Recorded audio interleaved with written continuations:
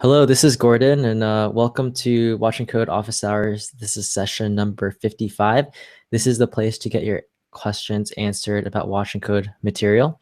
So it follows the typical office hours format you probably expect. So what you want to do is you want to first a couple logistics, join the Facebook group to get more info about upcoming sessions. So there's a link to the Facebook group.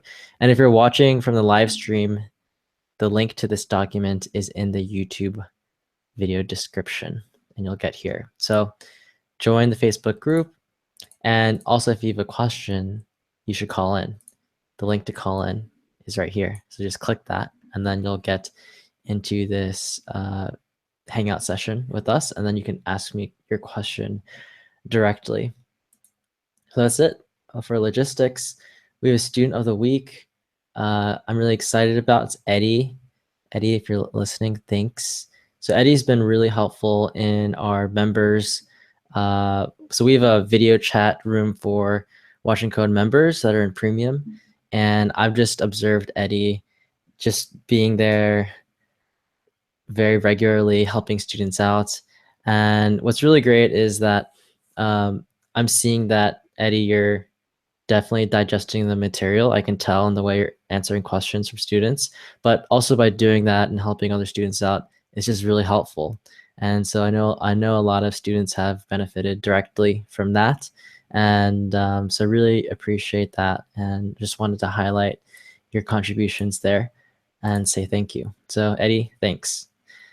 The public service announcement and is about making new mistakes. So I think a big problem that people have in general is when they're doing new things, like they're learning the program, for example, they are scared to make mistakes.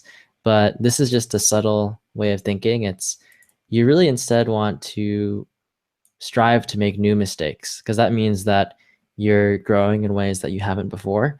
But what you don't want to do is you don't want to repeat old ones because then you're just like making the same mistakes on a recurring basis, and that's what you want to avoid. But mistakes are not all bad, and in particular, new mistakes are good, and it's something you should look forward to. So, for example, if you've never learned how to program and you just want to get started, you should just start, do everything wrong, and then just if you find something that you do is clearly not helpful, stop doing that. But by making that mistake initially, now you know the right way to do something or the better way to do something. So don't be afraid of mistakes. New stuff this week. There weren't any new videos this week, but there was just more, I think it was more of a continuation of things I've talked about in the past. So I've started filming a series on this keyword. So we had a video about that in maybe 2 or 3 office hours ago. It's video 51. I'm going to formalize that video and integrate it into practical JavaScript. And so that's in progress. That I've started filming that. And so that's kind of the thing that I was working on last week. And then this week, by the end of the week, you can look forward to Accounting.js 18. So that's for members. So if you're in the Accounting.js series, you'll have version 18 for you sometime this week. And I'm thinking at this point in the lessons planning that it's going to be around this topic called regular expressions, tentatively. So, but we'll see. We'll see how it turns out. So anyway, that's the kind of announcement on the new stuff. So that's all I have for you. And I guess with that, I'll go to open questions. And so again, if you want to ask a question, now's the time to do it. Go to this call-in link. And I'll start with Heggy, since Heggy called in first. All right. Oh, and also, hey, Matt, no questions. Cool. Jason, I know that you probably don't have a question. Otherwise, you'd have called in. But it's pretty empty now, Jason, if you want to call in anyway. And Jenna, hello, welcome. If you have a question, definitely call in. Or even something that you're not like, even if you don't have like a specific question, but something that you're not really comfortable with, let me know and I can maybe help with that too. All right. So I got student of the week, Eddie. That's Eddie. Looks so professional. So, all right. All right. So Heggy, we'll start with your question first. Okay. My question is running debugger inside of test-driven development.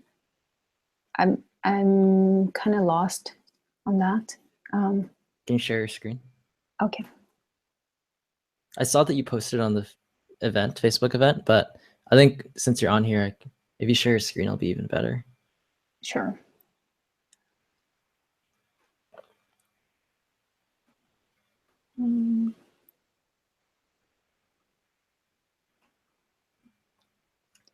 So I ran it, and there's error, and I know why, because I didn't set the new variable, and I can show you what exactly I'm talking about. So, I like the file name. well, yeah, S code.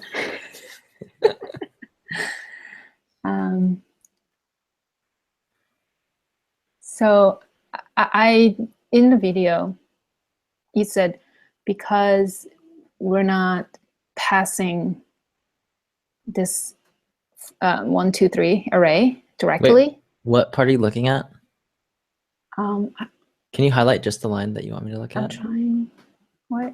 The whole thing gets highlighted. It's kind of weird. So go in sources. Yeah. And you can just, it's already open. Okay. Yeah.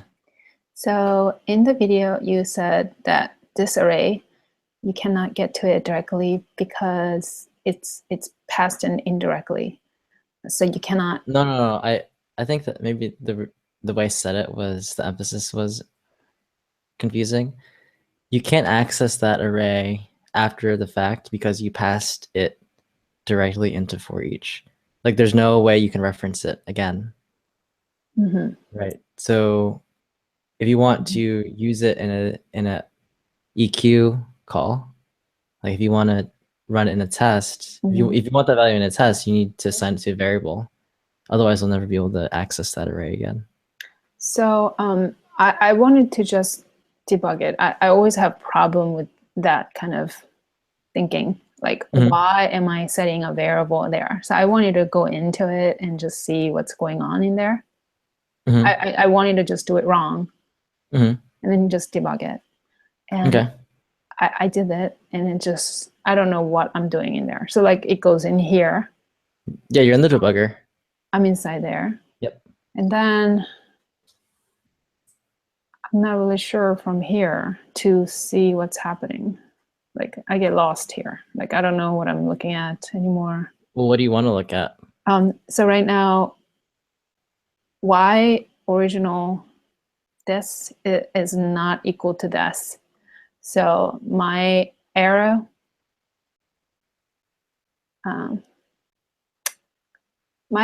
message is, where is my arrow message? It says that original array is not equal to this. So I can kind of show it to you. Let me see. Why don't you step into the function? Okay, so you see it right here? You see? Arrow, this part. Okay. Assert, this is not equal to that. Yeah. And so I was like, okay, I just want to go inside of it. So, okay, like you said, let me step into it. So here, and then here. Okay, so you see how I'm confused now. So go back. Okay. So just refresh the page. Okay. Command R. Okay. Yeah. This is like crazy looking now. It's probably some Chrome extensions you have. Open file. And then. No, so when you go back, you could have just you could just hit Command R. So right now you're at line 108, right? So step over to line 109. And then now step in. How did you know to do that? Because you want to go inside of for each, right? I want you to go inside why these parts are not equal to each other. Why am I getting that message saying these are not equal to each other? But you need to think about it for a second, because you're calling for each with two arguments. One is an array, 1, 2, 3, and then the second is a callback function. Original right? array. So you can't go into an argument. I cannot go into an argument. The function in line 109, function current value index original array, EQ original array 1, 2, 3. That's an argument. You can't go into that, but you can go into the for each function call. Oh. Right. Now, if you step over, you're going to skip over for each, and you'll just completely skip over everything. Let me just step into it. Okay. So then. So now you can see what the array is. You can hover over it. Array. Right. I'm a little confused. What am I looking at right now? Callback. Yeah, array in line 80. Is the one you passed in. Okay. 1, 2, 3. And then original array. Yeah, comparing array is that equal to original array. Okay. So you want me to just step over again? Well, so then you want to actually go into the callback, right? Callback. So you just step into the callback. So you can step over to line 83 and then step into it. By default, it's easier just to step into. Yeah. So you'll usually be more right. So now you're where you want to be, right? Let's see. So you're in actually array. Yes. 1, 2, 3. But this is a lesson from practical JavaScript now. Oh. Original array is the array that you passed in at line 109, right? And you're trying to see if it's equal to the second argument, which is a newly created array with the same contents. This is the house problem. Right. From practical JavaScript. So it's going to be false. Because, yeah, they're both objects, so you cannot compare objects together. So, okay, I just wanted to learn how to do this part. I kind of knew, the reason why I have to create a variable, Gordon. However, I just didn't know how to do this. Like, I didn't want to... you didn't know how to get to this place in the debugger. I didn't know how to get into this. Like, if I didn't have answer, I just want to debug it myself and then be so I guess you want to think about, is the line I'm currently evaluating, is it a function call or not? If it's a function call, do I want to go into it or not? Right. So if you want to go into it, you want to step in. If you don't want to go into it, you step over. At line 109, you don't really have a choice because, 109 there's only one function call in this test. Right. For each. So you probably want to step into it. Otherwise, you're not going to inspect anything. I have a question. So when you say it's one function call, there is also callback function. Callback is a function. Right, but there's one function call that starts everything, right? Because for each runs, and then for each calls your callback function. So for each is like the function call that starts it all. Without for each, nothing would happen, right? And let's say I did not know, let's say I was totally confused and I did not realize that this is an object and I'm comparing it to another object. So therefore they cannot be compared like that because the memory space is different. So here's what you can do. Can you open this file in an editor? Yes. And let me just stop sharing and then I have it already open. Just share your entire screen, so then it doesn't matter which window you have. I'll try it. Share entire screen. Share this.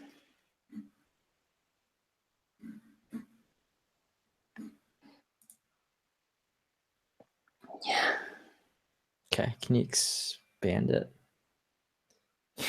Your screen is so wide.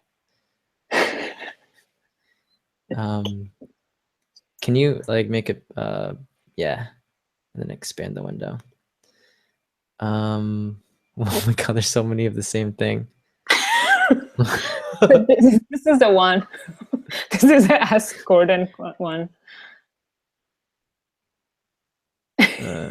Wait, So right now we're here. wait, why do you have so many functions that are the same? They're just gonna override each other. Oh, on top? Yeah. I just Well, only the last one matters. yes. So I comment out the ones that you don't want. So Okay. then We had this conversation earlier with Eddie, actually. oh really? Yeah, Yeah. it's super confusing.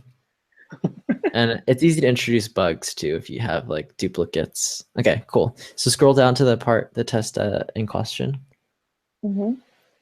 So basically what you want to do is you want to construct an experiment such that in the debugger or in the console while you're in the debugger, you can play around with the values and see what they are.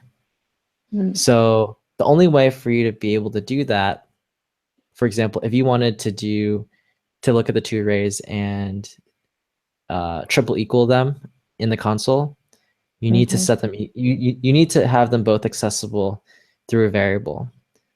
So that would be one thing to do. So instead of passing in 1, 2, 3 in line 109, create a variable for it and then pass in the variable. Right, that's what you said in the video. But just go ahead and do it so we can walk through that exercise. And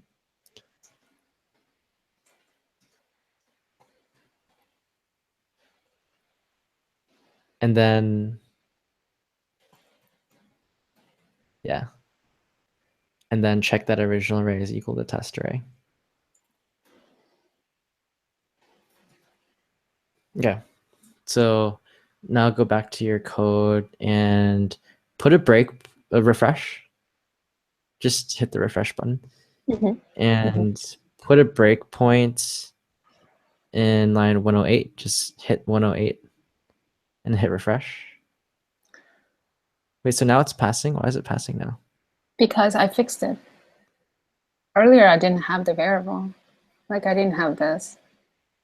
I purposely did it wrong so I can go inside and see what's going on. Right. Yeah, that's true. Yeah, that's why tests are important. This stuff is subtle.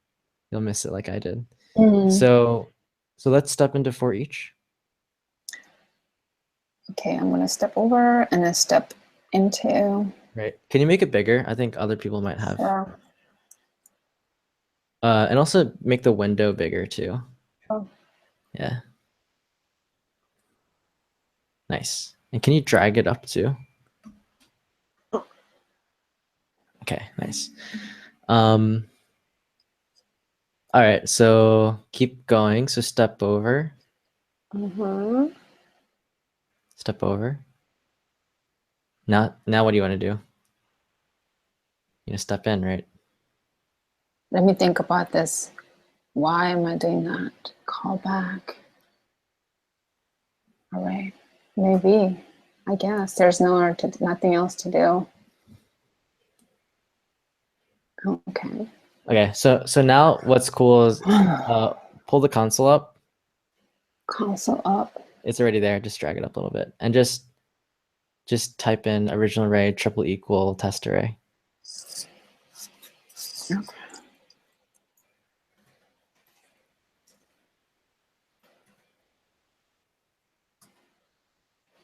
There you go. Yeah. So if you, yeah. What if I want to change this thing? Can I change it here? No. Oh. Yeah. So does it answer? So really, this was a question more about how to navigate. I didn't know how to go inside there. Yeah. All right, that's it. Okay. I'm done. That's it. Okay. So good job, Peggy. How do you feel about where you're at right now? So that which part are you at? I am in.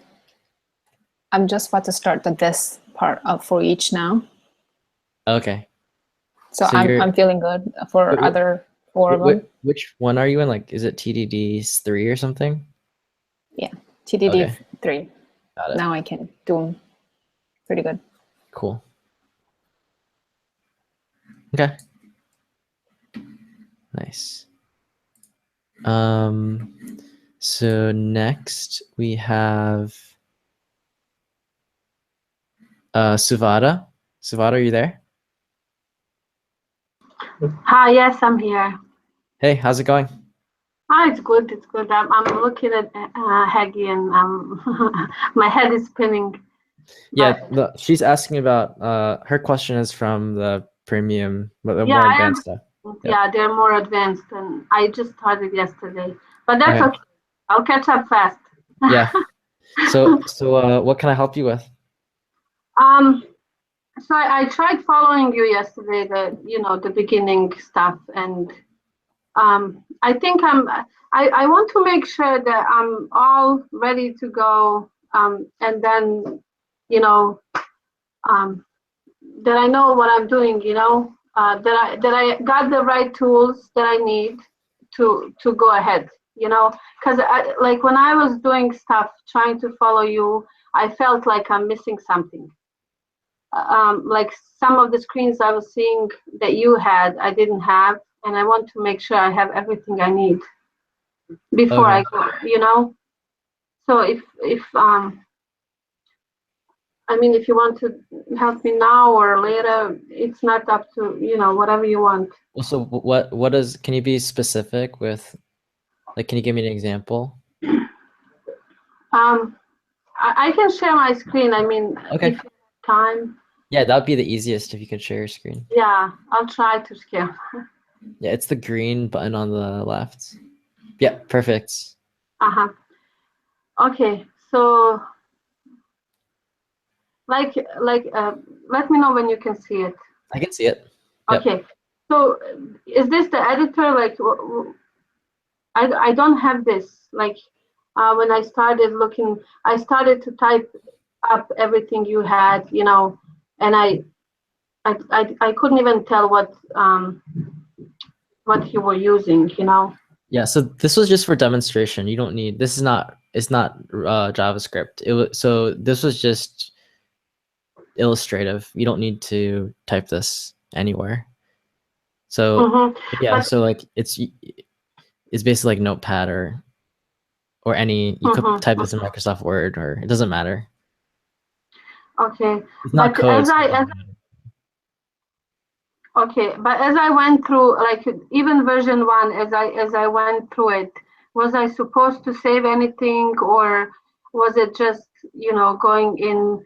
Because this is what I did. Like I did new tab and I did inspect, okay, and this is what I would get, and I went into console.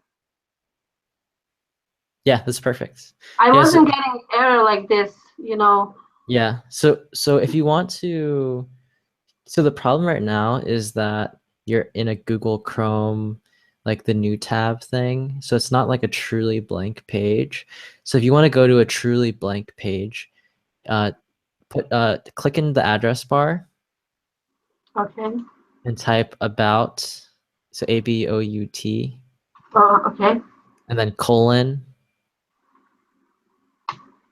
and then blank, BLANK. Like colon like this. Yeah, colon and then blank.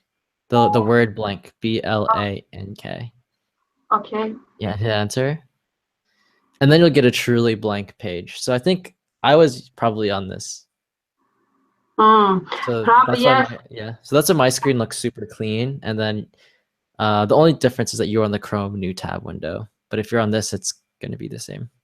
Okay.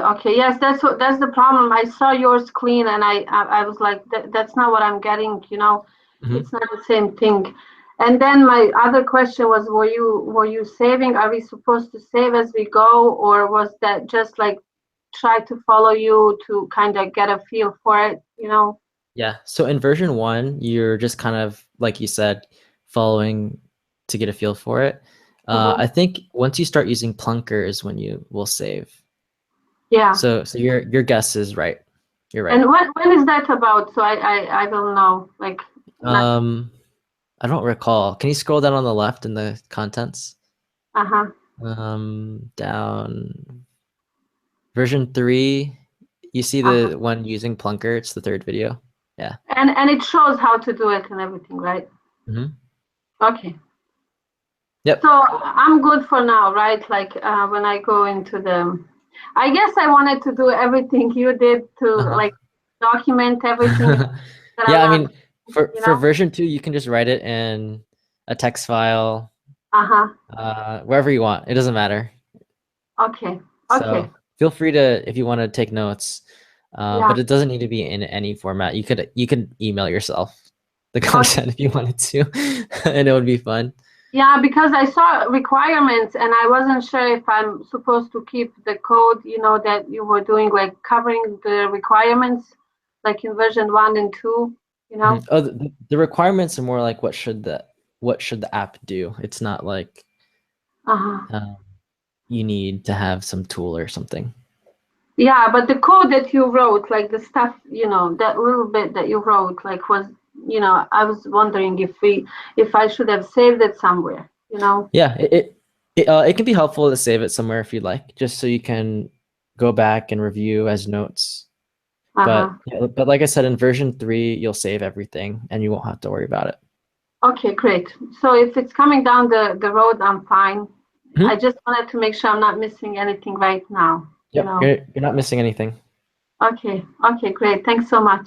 Yeah, you're welcome, Suvata. Yeah. So I can stop sharing now, or? Yeah. So you can. I don't know where the button is. Sorry, I'm really new at this. Yeah, no worries. Hangouts is confusing for everybody. Okay, thanks. It's a confusing product. Okay, cool. I think I stopped. Thanks so much. Yeah, you're welcome. Hey Michelle. Hey Dwayne. Hey Wanda. If you guys have questions, call in. All right, so the next person we have would be, I think, Eddie. You're the next person. Eddie? All right.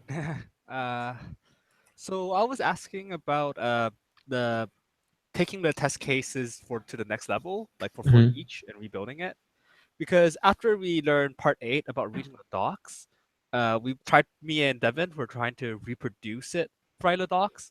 And we noticed there was a lot of edge cases for each map and filter. So there was a lot more after what you did.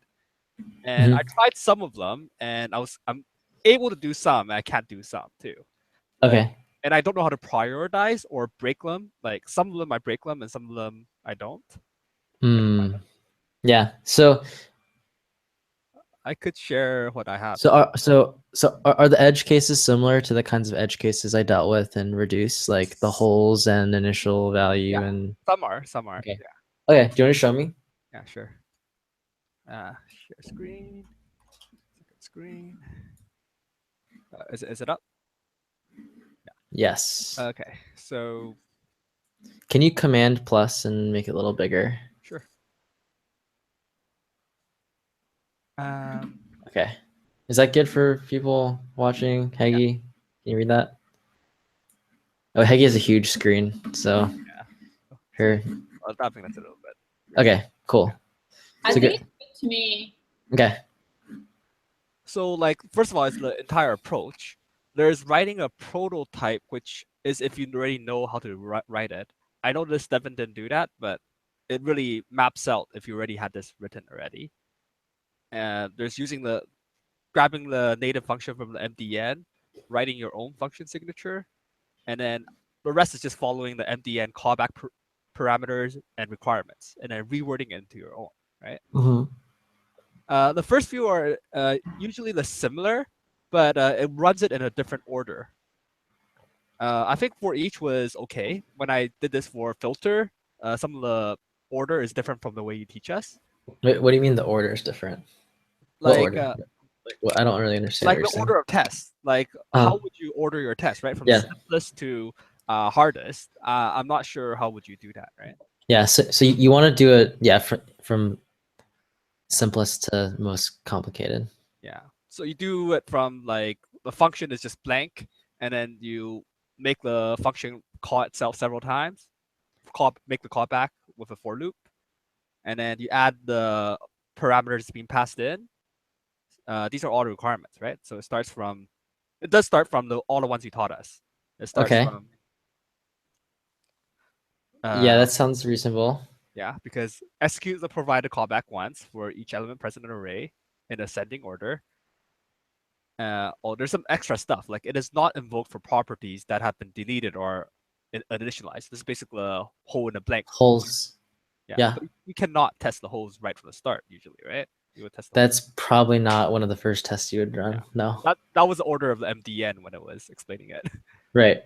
Yeah. And then the callback with 3 arguments. That's the 3 arguments. Mhm. And talk about this. And then also added another part about otherwise the value undefined will be used as this value. I did a test for that, but it's a freebie, right? Like it's undefined if it's not even passed in the first place. If this arg parameter is provided, you'll have to actually test the native one. I'm not sure. I think because by default, if you don't, so my guess is if you don't set it to undefined and you're not in strict mode, then it will be the default case, and this will be equal to window. Okay. But I would have to double check, and I think you would. That's something you'd probably have to double check as well. There's some extra ones that are pretty interesting. One is appending to the end. So if you push to the array, it won't read it anymore. Mhm. I did this by just saving the length and keeping the length the same. That sounds right. That sounds reasonable. Reading the elements, this one is also, it kind of happens by default. I didn't really need to change my test. Wait, hold on. Wait, let me I can't read that fast. Okay. If the values...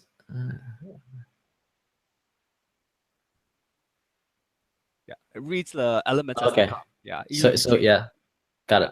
I had a hard time writing the test, actually. I did write that one. That one still worked through, although I can't be sure if I wrote the test right.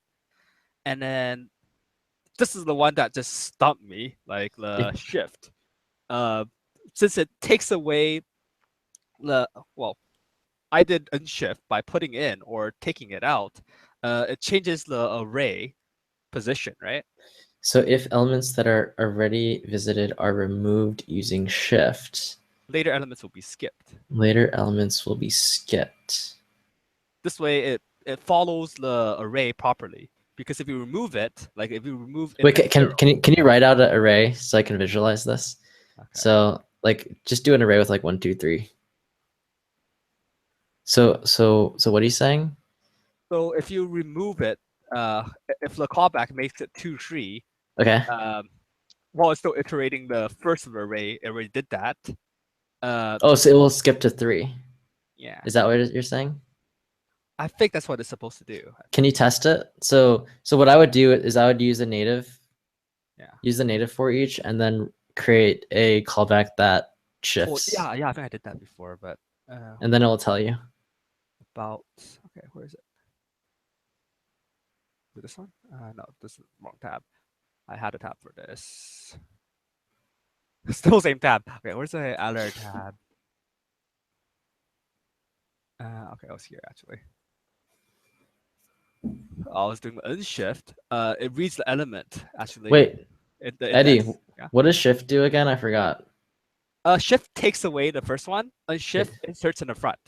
Okay, unshift prepends it, and shift takes away the first one. Okay. Yeah, prepends. So it's like pop. It's the reverse of pop. Reverse of pop. Yeah. Okay. Yeah, I don't remember. I don't use a shift very often.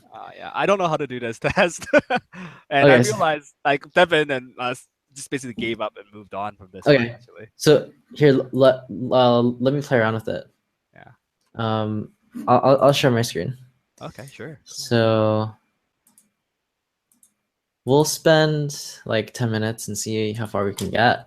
Yeah. Because this is very detailed, and I don't know how much other people will be interested in this question. Yeah. But it's good. But it's good because you're really going at it. That's great. I like that. Yeah, I'll take off my screen share so you can have yours. So, all right. So I'm sharing my screen. Can you see it? Yeah. Is it good size? So let me open the docs for each. MDN. Yeah.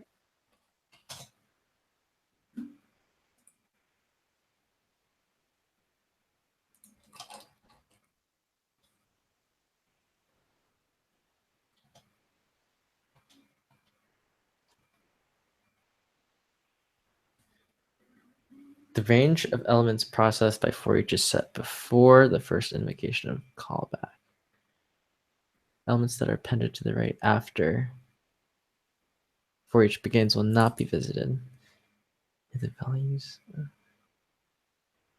values of existing elements are changed, the value passed to callback will be the value at the time for each visits them. Elements that are deleted before being visited are not visited. Okay. If elements that are already visited are removed, later elements will be skipped. Oh, they give us an example. That's nice. Yeah, you will see one. I did. Okay, so let's look at the example. I guess that they gave an example because this one's not super obvious. Yeah. Okay. I couldn't Alright. create it for sure. So let's look at the following example logs 1, 2, and 4, but not 3. When the Four entry equals two, it should. when the entry containing the value 2, when the entry so if word equals 2, then shift it.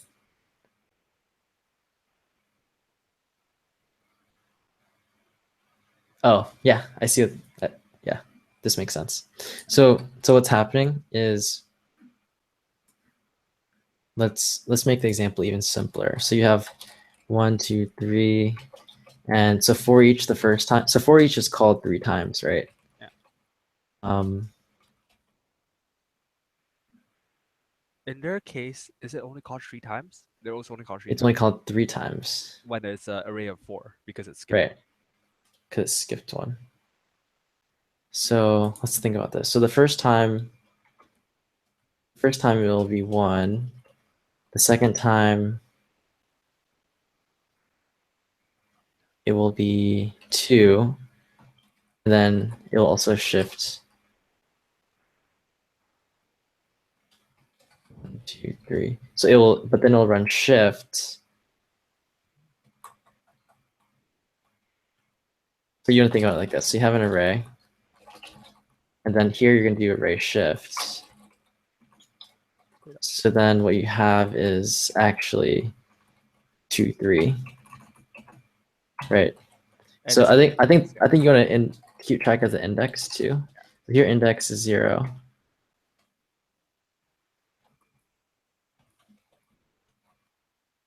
Here index is 1. And then the third time index is 2. There's nothing in position 2.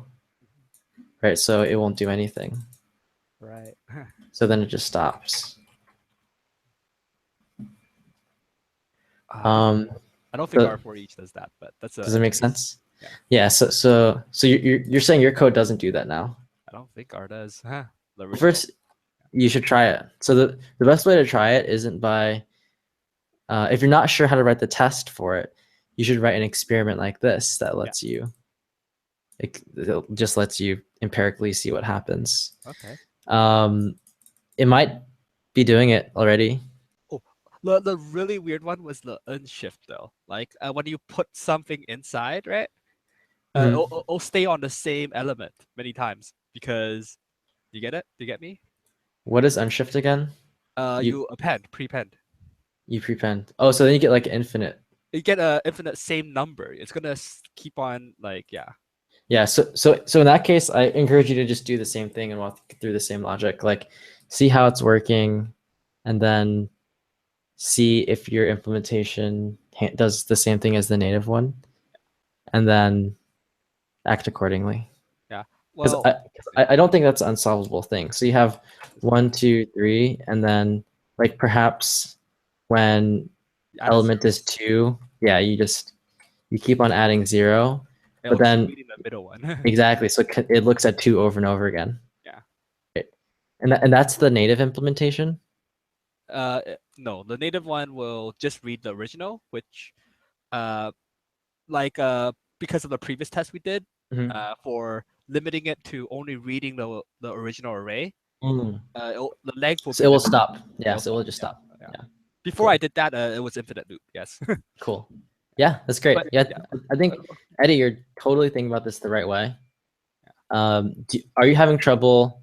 Well, first of all, do you know if your implementation does the same thing as this one? Up to a certain point, not to the shift. Shift was the one I could not. I had to Shift. test more. Yeah. Okay. But the one before this, the I'm not sure if I'm testing right, but it's actually doing what I want it to do. Actually. Well, that's fine. Then you can, if you want, you can. So if your code, so Yeah. this is a judgment call, right? Yeah. So if your code already does something by default, Yeah. well, like it fulfills this really weird specific thing, but it's not really an edge case because like by default your code already does No, it. I had to change the code, but Oh, through you the did have to test, change the code. yeah, it's the push number. When you push in the array, it's gonna create an infinite long array if you keep on iterating the pushing in an array Mhm. while reading the array. So that's why you had to define a predetermined length, right? Right. And then the Original length. the doc said that too. Yeah. Before it calls, it's already decided how long it's gonna go. Yeah. But the test itself, that's the part I'm a little bit confused on. I created Okay. 2 cases in order for me to actually. So test what it are the out. two? So you have the length of for each is set. Will not be okay. So you have test array. Yeah. One is just set the tree equal 4. So And then semicolon on 108. Oh yeah. Semicolon. It's still So- reason. It's still reason. So you have number of times called 0 test array. 3 equal 4. I function. created a 4th. Yeah. So you're changing the you're adding a Array. fourth Yeah, the array one. becomes 1, 2, 3, 4, right? But it Uh-huh. only calls it 3 times. Right? Because you saved the original array length. Right. And then the second time. Wait, hold on. So number of times called. So now you're doing. Can you fix the spacing in 114 and 115? Where? Oh, this one? Yeah, that should be indented at the same level as var test array. Oh. You'll notice that in my code. Yeah, it's outside, right?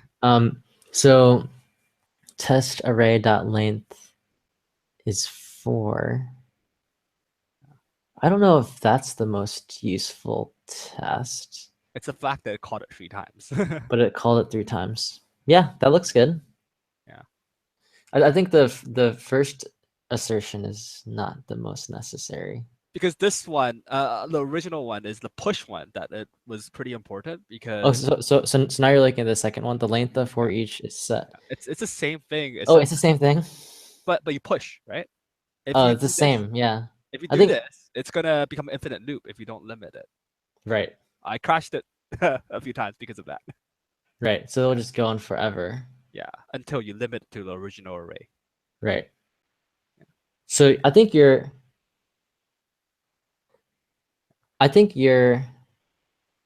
think both of these tests are fine. Is that your question? Like which one is? Yeah, but I actually created 2 tests because of the fact I originally wanted to do it by push, but it started crashing, so I did it in a safer way first, Mhm. and then got back to the push thing again because Got it. I'm not sure about it. Yeah. Yeah. I mean, I think both these tests are great. Once you create a test, you shouldn't delete it anyways, usually, right? Well, that's a judgment call as well because sometimes so I tend to actually delete a lot of tests Oh yeah. because I think the goal for me when testing is it's a way to help you build faster. And the way you build faster is you break a big problem down into really small problems. And when you do that, you might have tests that are so small, but they helped you build this one piece of the app that you needed. Right? It's like the test is a forcing function for you to write the code you need to make some progress in the code base, right? And so I want the steps to be as small as possible. So sometimes I might have, like, I tend to have a lot of tests. Yeah. And then I find like, oh, like these two are so similar that they kind of do the same thing. And it's kind of confusing that they're so similar. So I'll just delete one of them. So but that ends up being a judgment call, right? Yeah. So it's going to vary depending on your. Kind of gave up once we reached the shift one, though. It just kind of hit our head hard. Mhm. But I think I'll continue for now and then get back to it later. And yeah, it's a lot good of though. practice. It's good though. I feel like you're starting to think like a programmer, right? You're starting to see like, oh shit, like I created infinite loop because I'm pushing this many times, and my for each is iterating over the length, and it's going to go on forever, right? And so then I limited it. Like that line of thinking you described is really good. It's good that you're doing that. But the priority and what the judgment to keep or to use, what description to keep, what description or what order, that's like I think that's something that just comes with time. Like, so for example, I would err. So whenever there are cases where you don't really know the answer, there's usually there's like, you want to err on the side of like one direction or another. I think with testing, you want to err on the side of more tests because you can always delete them, right? But two is because writing small tests allows you to make more progress because then you only ever work on a very focused piece.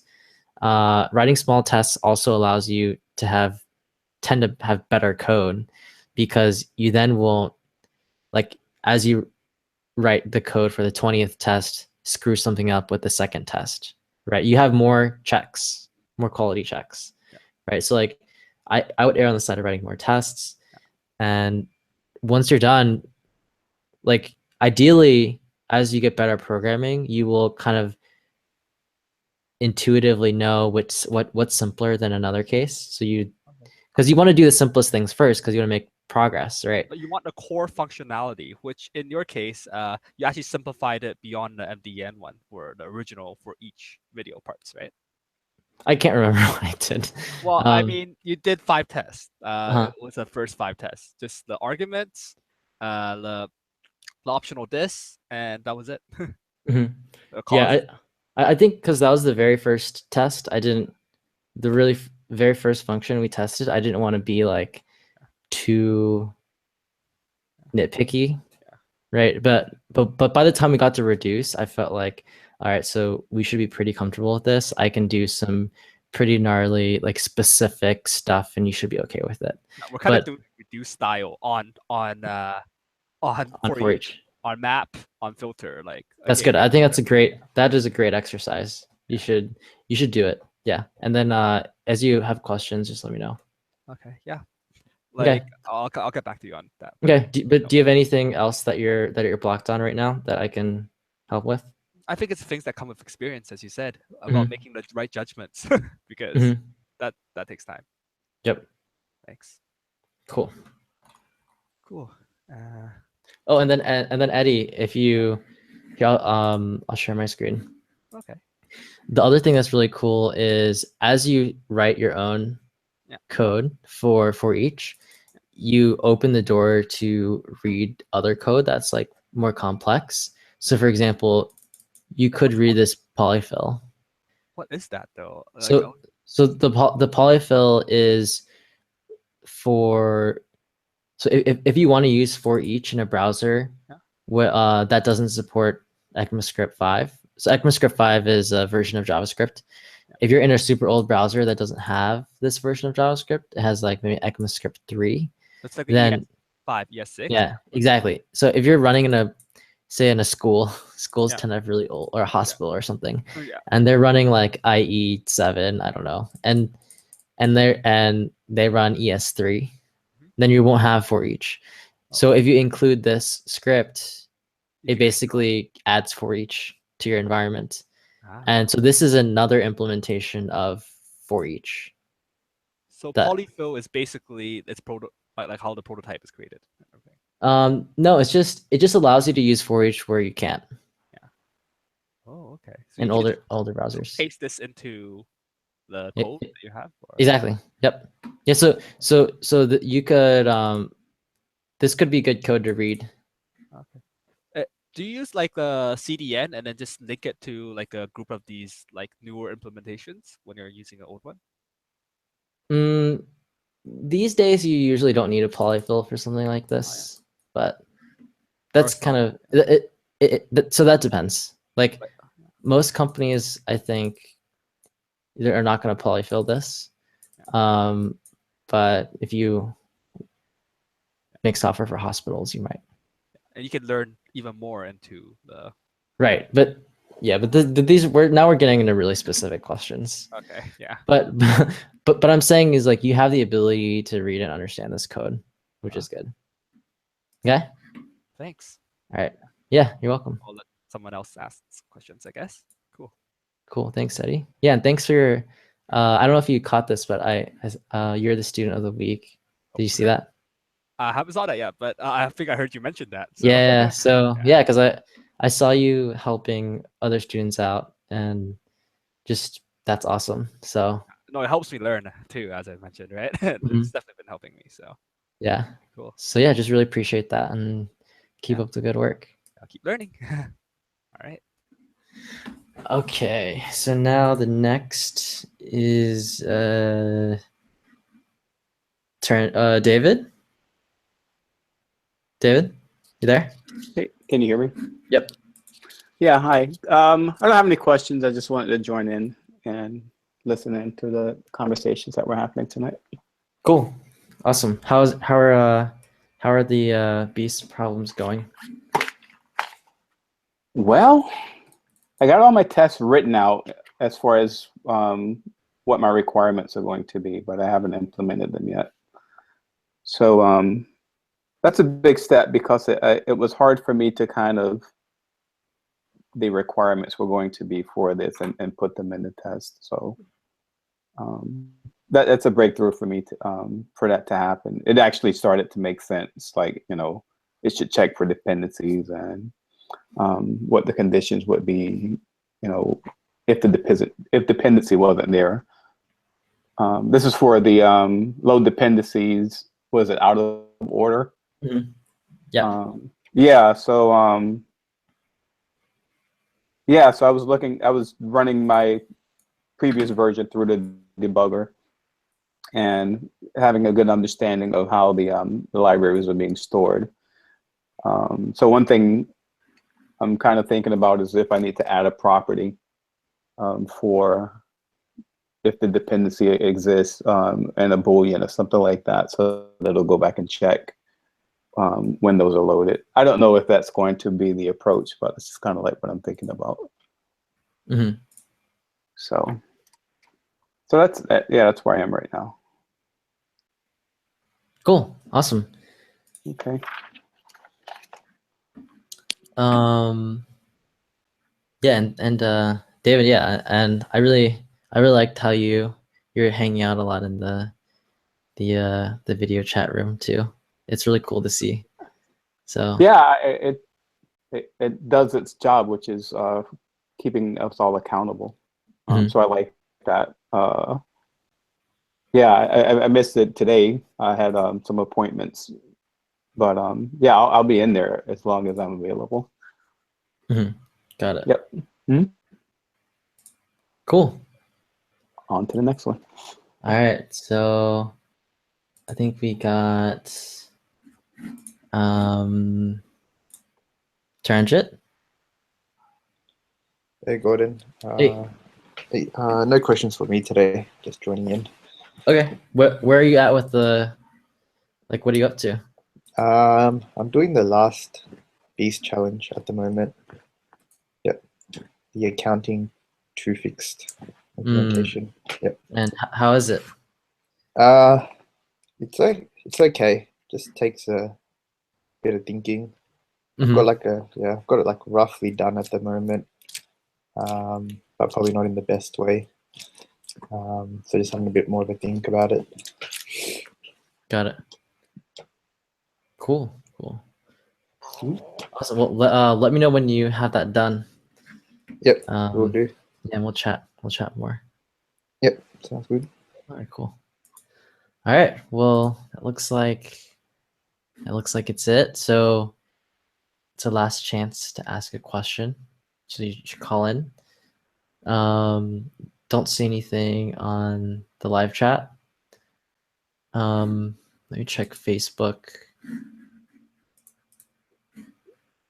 Are there any questions there?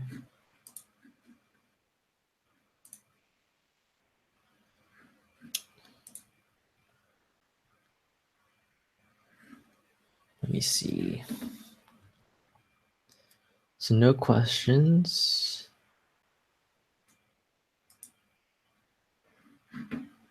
Oh, so Mitchell did have a question.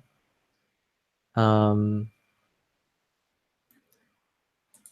I'll share the question so you can see it.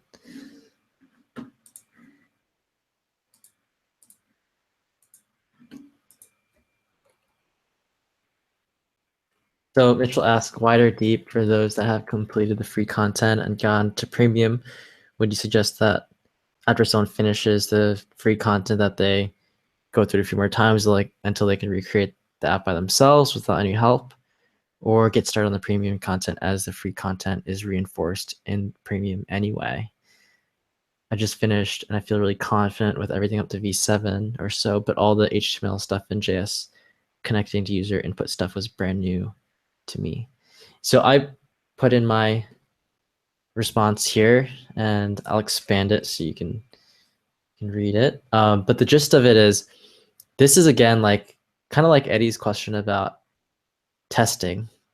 Like I think most people have the tendency to not write enough tests, and then they have like bugs and stuff, or they try to tackle pieces that are too big because their tests, they don't have enough tests.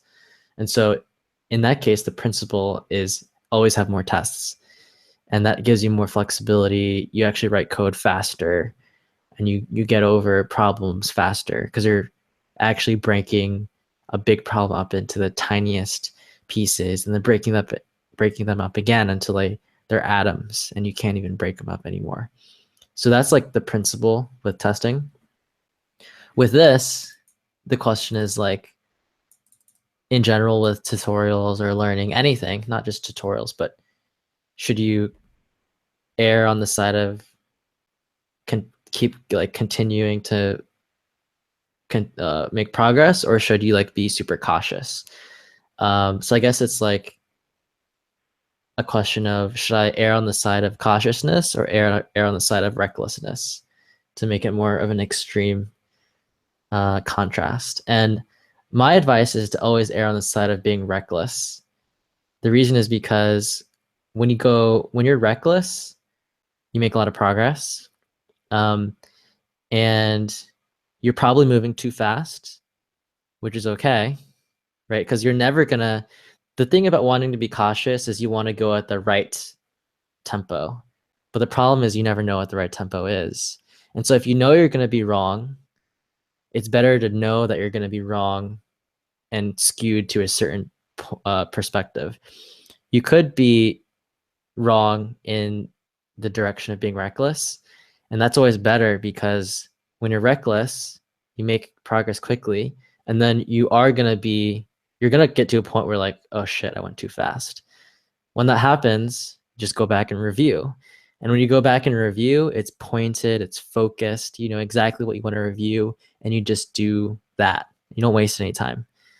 Now, meanwhile, like maybe you're lucky and you're going the exact right tempo, and then you're being cautious, and then you might not continue because you're just erring on the side of cautiousness, but you actually could continue perfectly, right? So again, in that case, you want to err on the side of being reckless.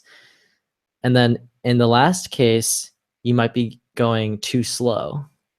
And when you're going too slow, the problem is you're just like reviewing over and over again, which is good. It's helpful to, like, you feel like it's super productive because you're just like reviewing it over and over again, like, to the point where maybe you're even memorizing stuff. But then the problem is you're memorizing and reviewing things without any direction, just because you're kind of, it's almost like an obsessiveness. Like there's no particular reason you're reviewing things over and over again, It's just like your nature. But the problem with that is you're giving everything the same importance. Whereas the reckless person went a little bit faster, realized, crap, I went too fast, but then they're reviewing just the part they need. So the difference is the reckless person is reviewing with like deliberate, like they're consciously and deliberately reviewing stuff, whereas the cautious person is blindly reviewing things over and over again and giving everything the same importance and thus wasting a lot of time. And so that's why for Mitchell, and I think a lot of you have that kind of question, just be more reckless. And it usually will always work out. And you'll never hit the right tempo anyway, so stop believing that you're going to. It's never going to happen.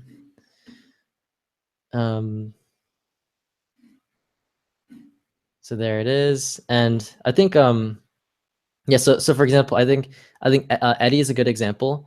I think Eddie went through the content like super recklessly and very, very fast. But now the second time through, he's doing it really carefully and like really focusing on the things that he thinks are important. And so our discussion about some of the edge cases with for each are things that honestly, like I don't even really know. That's why I told Eddie, like, I don't really know how the native one works. You probably want to see what it does and then see how yours performs. And then based on that experiment and that data, write the test that makes your implementation work like the native one, right? So like he's going super deep, but if he went through that section really, really slow, he would never even get that deep. I think what happened is he went kind of recklessly, and then the second time through, the third time through, the fourth time through, that's when he went really, really deep. And so I think the added benefit of being reckless is that each time you review it, it's more productive. Whereas if you're cautious, each time you review has very little benefit. So I think I've kind of beaten this topic, but I very, very strongly encourage you to be reckless. All right, that's it. What else? Oh, the other thing I wanted to do is, what I thought was really cool is, I wanted to read some of the reviews because I really liked them. And there was one that was really, really cool. I think the thing for me that is really exciting is when people really understand, they really get what you're doing, right? And when you're building something new, there's a lot of doubts and uncertainty about what you're doing. And so when someone gets it, it's awesome. So I just want to share with you one, and I'll read it to you. And this one, yeah, I'll just read it to you. And so you can see this on washingcode.com. It's on the premium landing page. And this is from Kia. The comment's actually there. You can go and read it if you want. But here it is. So hands down, the best course I've ever purchased on coding. I've been through Codecademy, Code School, Flatirons, Learn.co, and everything. Dang, who is that? Did you like plan this, Kia? No, I didn't. But like I was watching, came on YouTube, and I was like, oh, let me go to the Hangout. Wow, I was just sharing your review because I was really excited about it. I was just starting to read it, and then you popped in. Okay, well I'll be quiet. Go ahead. Wait, do you want to read it? No. No? I'm okay. It's weird that I'm reading it I'll while you're. read it. Let me go find it. What video was it on? I can't remember. Oh, it was on 9. No, it's on here. I'll give you the page. Oh, okay. It's on here. I'll paste it. Okay. I'll just paste it in the chat. Wow, this is pretty funny. Oh wow, that's pretty long, isn't it? I know. I'm verbose. No, it's just because the chat's so narrow. It's actually not that long. Okay, I'll read it. Hold on, it's automatically scrolling. I think someone commented. Okay, that's right. Okay. Okay, Okay, hands down the best course I've ever purchased on coding. I've been through Code Academy, Code School, Flatirons, Learn.co, and everything in between to try to learn how to code. Nothing has stuck until watching code. I spent 3 weeks going through Code School's course, and by the end, I couldn't even crank out the code that Gordon went over in his first few videos of the free practical JavaScript course, which is so true and so depressing. This is the only course out there that will teach you how to think like a coder. His section on test-driven development alone is worth the money. And let me just like say a little side note. I was so sad when I first started the test-driven development because I was like, oh my God, I don't understand what's going on. And then by the last one, I was just like, this is amazing. Like I was so like overwhelmed. So, and then when I went to the next one, with a simple test, that was so fun. And I was like, I think I don't know, you just like put through the ringer with the TDD. Then when you get to the simple test, you're just breathing and like, oh my God, I know exactly what he's doing. And I know what, needs to, anyway, okay, I'll go on. Okay. I did say simple test was a breather, I think that I verbatim said that. No, it was like totally, it was such a relaxing brain exercise. It was wonderful. It was like perfect. And then the accounting.js is now like hurting me, but okay. So here we go. Okay, so you will learn how to read the MDN docs, how to break down code, and you will be able to ask the right questions and think through a problem. The stuff he is teaching you is not the sexy fun stuff, but it is the necessary stuff. It is the foundation. You will get overwhelmed, you will get mentally tired, and you will need to go over some of the materials 3, 4, and 5 times. But it is worth it when you find yourself anticipating how to work through a problem before he even says it, excuse me. If you want to get a deep understanding of JavaScript and coding in general, then sign up and stick with it. Put in the work. With the way he teaches, you can take these skills and apply them to any language and excel. He removes the fear around learning how to code. It is that awesome and totally worth it. Damn. That was good. I share it with my friends. I share it with my girlfriend. Yeah, it was pretty cool. It was pretty cool. Yeah. It's mind blowing. It's amazing. I think I'm having such a good time. I think people don't realize like how excited I still get by reading stuff like that. It's really it is pretty motivating. So I think especially in the past, like before Kia, I think you popped in the group chat like once or twice, but before that happened, I really never talked to anybody. Like it just gets like super lonely, and you're making this stuff, and like people don't. I don't know. It's weird. It's a weird experience. It's lonely. Well, one of the things that when I first started to do the watching code, I would go through all of the reviews. Like the reviews are really helpful because like everyone just loves it, and so like whenever I'd be like, okay. Is this going to be okay? Like, am I going to get it? Because, after going through so many things, you're just kind of like so sad about the whole process of coding because you're just thinking you're just not that person. But I would go through and read the reviews over and over. Like after I'd do the stuff, I'd get in bed and I'd read the reviews. And just to stay motivated, it's so sad. But no, so they're really good. So like when, I was going to write a review, I was like, okay, good. Because I want people to know, It's really good. Wait, which review did you like? What are some of the reviews that you like the most? So the first guy did. Hold on, I can't even tell you. The first one because he wrote such a long one and it was so intense, and he was talking about reading the. Wait, Kenny? Yes, Kenny just called in. Wait, what? Wait, did you plan this? No, actually, that's really funny. I was listening to on YouTube, but then I didn't switch over because I heard my name. I only heard my name after I switched over. So oh my God. Really this sounds like so fake and staged. It doesn't. I know it does, right? Yeah. It's totally not. And Wait, so Kenny was your favorite review? Yeah, that one was my favorite one because like he was talking about I think that was the one he was talking about, like if you had spent time on Treehouse or something, and it seems like we've all been through the same crap, and like it's just. And then there was another one. I think the guy who was talking about reading the docs, and then and then someone where is it? So this is Kenny's. Damn, that's long. I know. Damn, you I'm have way about too to- much. You have way too much free time, Kenny. I should have been coding. You should be working in your startup. Right. And then after the videos, I always read, like, hopefully if someone has said something about anything, then I'm always reading to see, okay, like, did they have the same thoughts, or like, what did people think about the video? And then, like, under the like test-driven development 9, someone was like, this was excellent. I was like, oh my god, it was. Like, it really was. Wow, you're such a nerd. That's great. That's great. I've signed up for like Women Who Code, like to go to like a meetup here and stuff. Wait, Even where's though here? Where are you from? Oh, Atlanta. Nice. Oh So, wait, Trevor's from Atlanta, I think. Right? Oh, cool. You should talk to Trevor. I will. He's Is he good. on here or he's on the Slack? He's not in the video. He might. I mean, he could.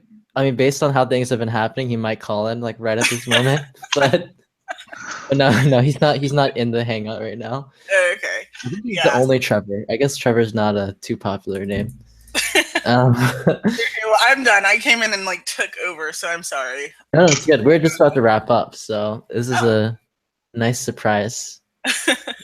Super random. Wait, so Kia, do you have any questions? Like, how do you feel Accounting JS, you said, is beating you up again? Yeah, is there anything I can help with? Well, so here's my question. So when you were like, okay, go through the code and all that. So I looked on the docs and then I wrote down all of the, hold on, let me get the word right. I think it's the methods. So where it's accounting.format money, format column, format number. So I wrote all that down and then I went to go through the documents, and then the documents were minified. So I couldn't find anything. Oh, well, the code was minified. Yeah. So then I downloaded onto my computer to try and do it from there. Perfect. But then they had library.format money, library.format column, which I was assuming referenced a library that held accounting. Yep. Is that correct? But Yes. my only thing is I couldn't make it debug. So like I don't know what's going on, like where I'm not like doing it correctly. But it's like I just couldn't like, because you know when you like, okay, so when we were doing the to-do list, you say, okay, I'm going to click off of this and then it's going to activate. I couldn't make any of that happen. So I just went over the code and then yeah. Well, so let me answer your first question. So your first question was about lib, right? And lib is it's created in line 16, and it starts out as a totally empty object. But it's not. Yeah. So then they attach a version and settings and stuff like that. But I guess if you command lib.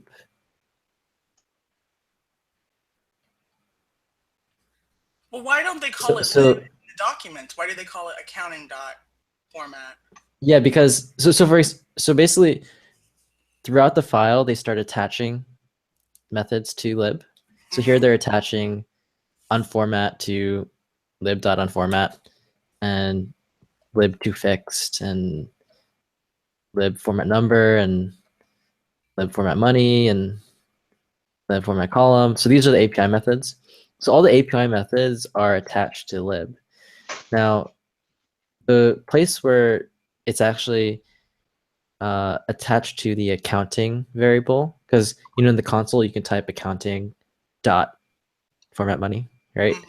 That's happening right here in the module definition, which is a bunch of gibberish. And I go through this in excruciating detail and explain everything. Okay. In the videos. There's several videos that explain all this stuff, because this is the kind of stuff that's like, it's kind of, if you're on your own, it's really hard to digest this stuff. So I took a lot of care to like go through how this works, because every open source library has some twist on the code right here. And so once you learn it the first time, the second, third, and fourth time, it's just no big deal. But the first time, it's like, what the, Yeah. So you'll see exactly what happens with that. But that's great too, because it's just another you're just making that, another little jump in your ability and to see things, and this kind of opens the door for you to read more open source code, because like if you can't get over this part, and it's difficult to continue, right? Or it's at the very least feels terrible. Right? Because I mean the truth is I think this happens more often than not, that we're like, oh, I don't really know what's happening, but I guess I can just see how far I can get without knowing that, and then just never know it, and then just continually feel like that, and that doesn't feel great.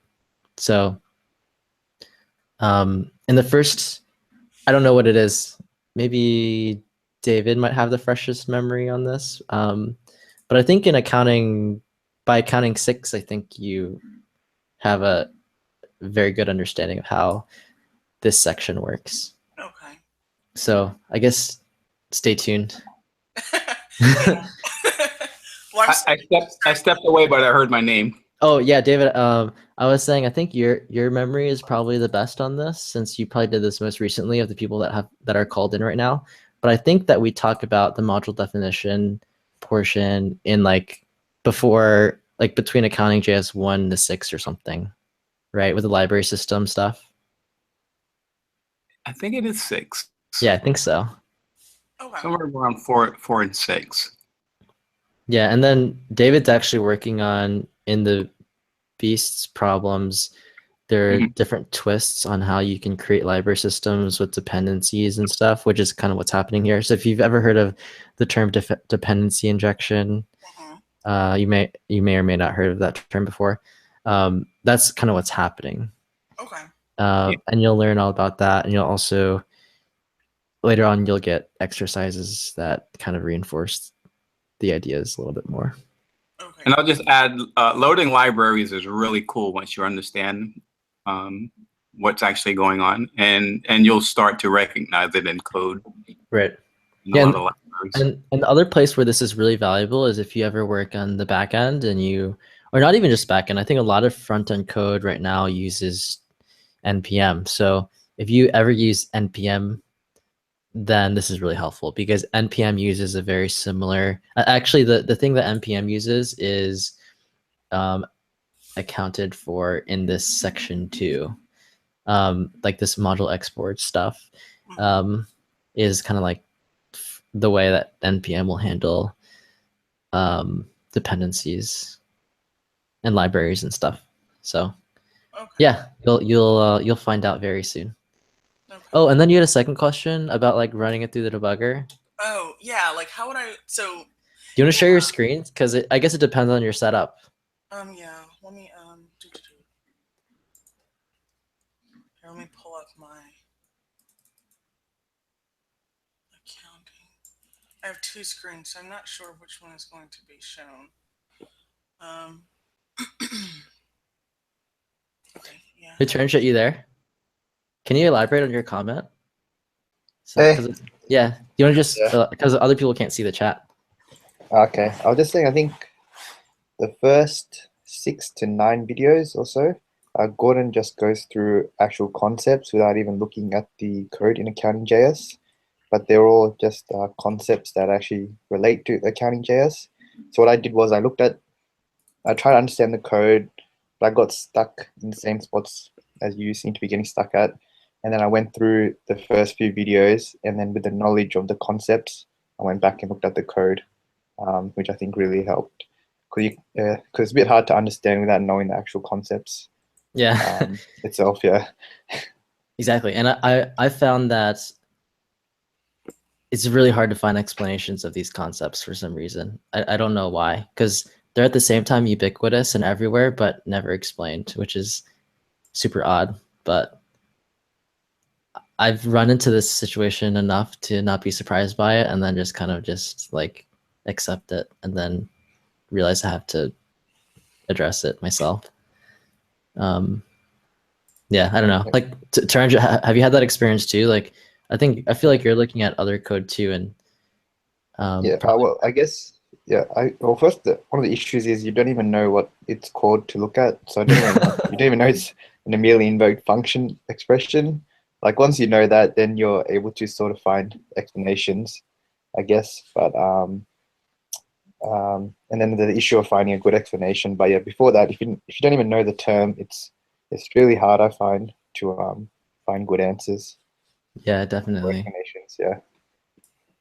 Yeah, I had the exact same experience. It was just through like just kind of accident and randomness of trying to find it poorly and then like getting a little bit closer each time that you finally find it, or someone you run into someone that can finally explain it and then you know it. But Yep. yes, I'm trying to like expedite that process so you don't have to do all that.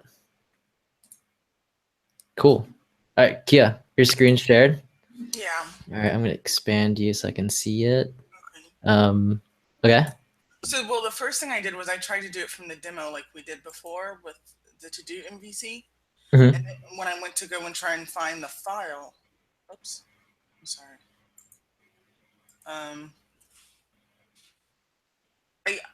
I couldn't figure out which one to use, and I thought it was accounting. This one, accounting min. Mhm. But then, like, I just had no idea what to do. Right, So, and then okay. So then I downloaded everything. I downloaded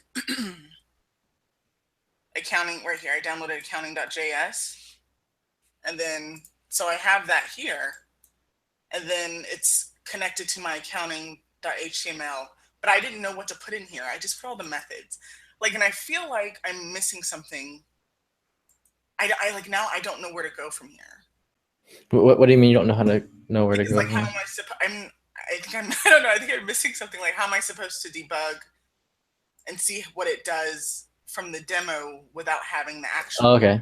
Well, am I missing something at this point? So go back to your editor. Can you? Is there a view where you can look at like the folder? No, I don't think so on Notepad++.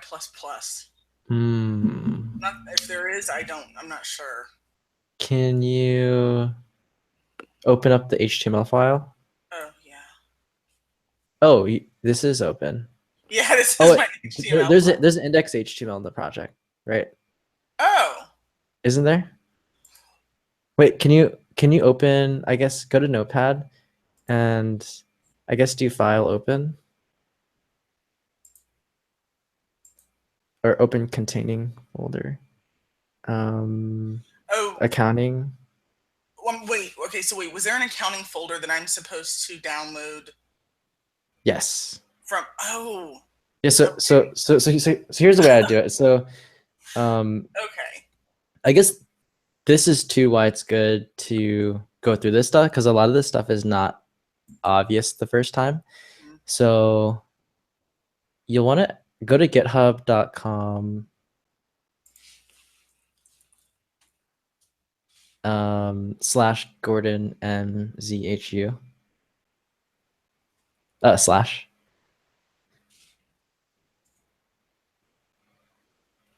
and repositories and accounting.js. Okay. So you wanna grab mine because it's changed. Actually, a couple Watching Code students have added stuff to it since then, so it's changed. Okay. So hit clone or download. Yeah. That works. And that has the index file in it. Yeah, that has the index file. So the index file is gonna link to the min. Okay. Actually, I don't know if it does. Just download it. Oh, actually, at this point, it does. Yeah. So download it, open it up, open up the index.html, find the script tag where it's linking to the minified version, and then instead just modify the script tag to point to the normal one. And then it will just, it won't point to the. Okay. Well, that makes sense. Wait, can you scroll to the left so I can see the file names? Mm-hmm. Whoa, there's no JS extensions? Does Windows like? Oh no, it is. It's Windows. oh, okay. I'm not on a Mac. Oh, I'm so not used to seeing that. Okay, wait, so Yeah, Is these it are in? JavaScript. So open index Okay. in Notepad. Can you? I don't know how do you right click and and then search for, I guess, Control F, right? Control F, and then search for .min, .min.js. All right, so just take no search for it again. Again. Where is it? Oh, okay. There it is. Okay. So yeah, so just take off the min. Okay.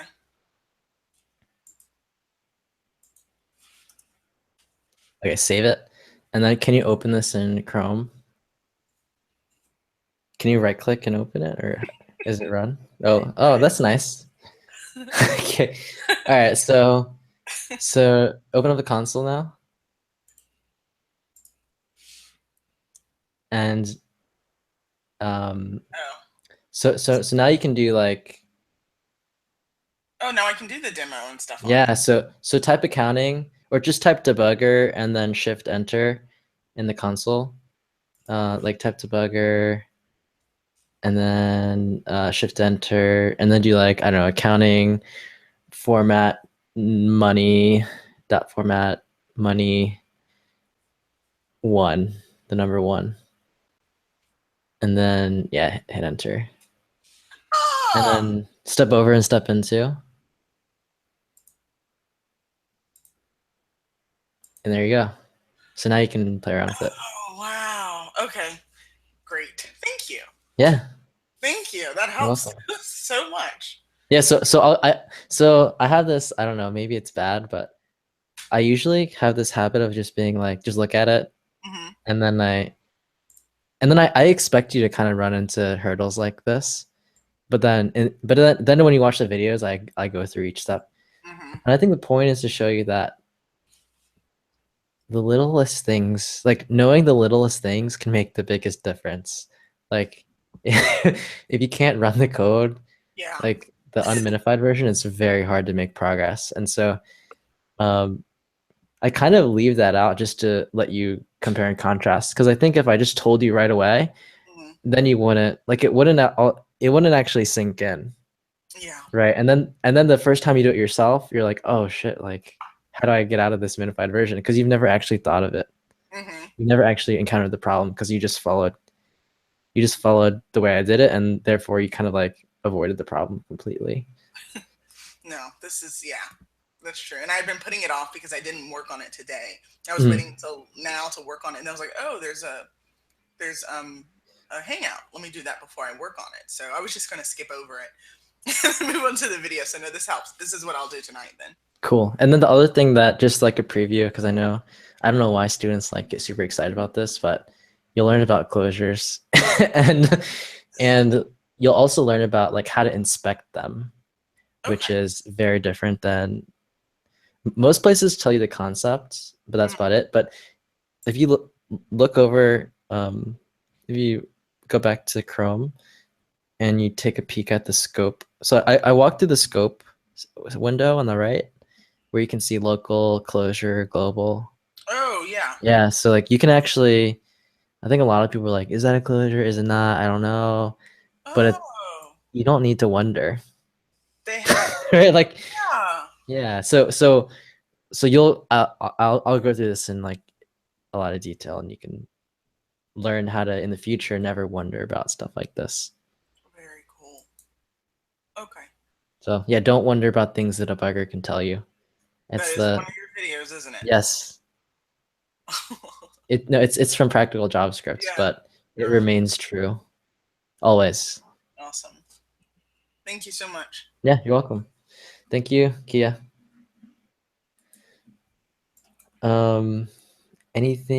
Anyone? Kenny, where'd Kenny go? He just left? Some of that. Okay, I think that's it. Wait, let's see. Let's see if anyone pops in at the last second. Morton's your last chance. I know we're way over an hour, but so whatever. but Morton, it's your day. So if you want to call in to ask a question, you have 30 seconds, and I'm going to shut down. I'm going to shut this down.